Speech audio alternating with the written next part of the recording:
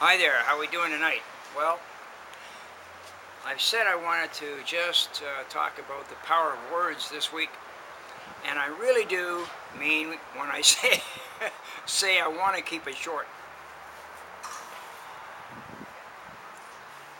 There's one phrase, and it gets me in it. I'm not sure where the source of it is. Excuse me, sorry. Life and death, maybe it's the other way around, but life and death are in the power of the tongue. Yeah, not so much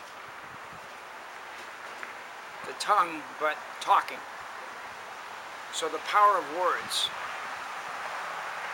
Maybe it's the other way. Death and life are in the power of the tongue. We've talked about that already as we looked at, and you'll see on my blog at empowernetwork.com/funboy50 a couple days ago, this poem, if a child lives with approval, they'll feel better about life. If a child lives with friendliness, or with friendships, and healthy friendships from the parents down to the children, then the children will think the world is friendly. And boy, that's important today. And if the child lives with criticism, it'll affect their self-confidence. Some people have said it doesn't matter what you do to a child, but what you say to them is powerful. Well, I've got stories about that, and I can remember some things, and on both sides of the fence. I'm not going to argue that point. But I want to give a little illustration. There's a story, not a story, but a thought. Think of a cruise ship. Now, I know cruises have been in the limelight with crashes, the one in Italy and different things, and they've run aground and stuff like that. But it's like airplanes. You know, with the number of planes that fly, and you hear about this air crash, it's pretty rare. And same with cruises. But nevertheless, think of a cruise boat and how big it is.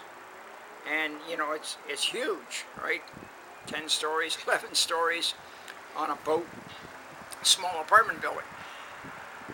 But think of the little thing at the back of the boat on the bottom underneath the water is called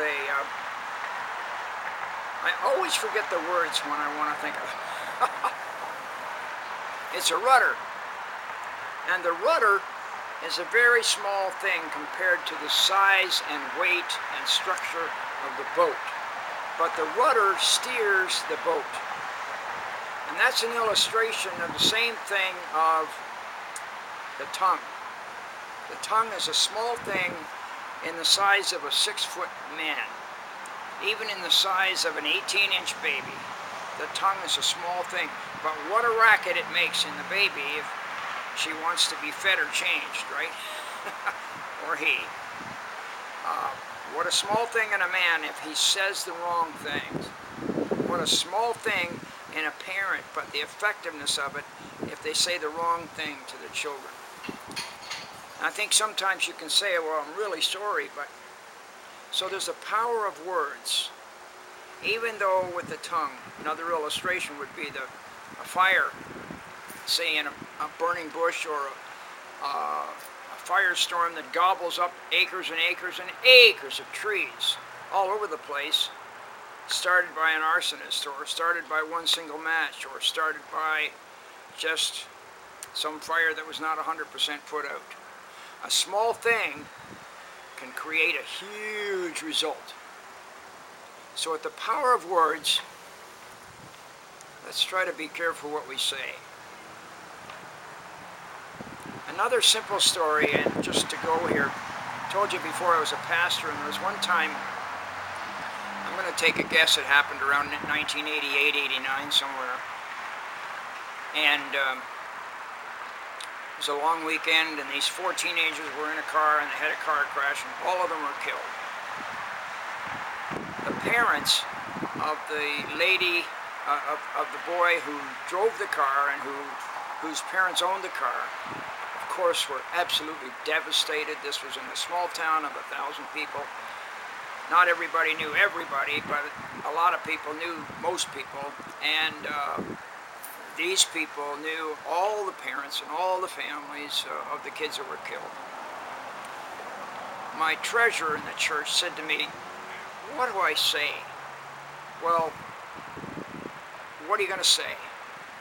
I said, sometimes the best thing to say is absolutely nothing. Just going to show up is about the best thing you can communicate. The power of words can make a huge difference in your life and in others. Have a nice night.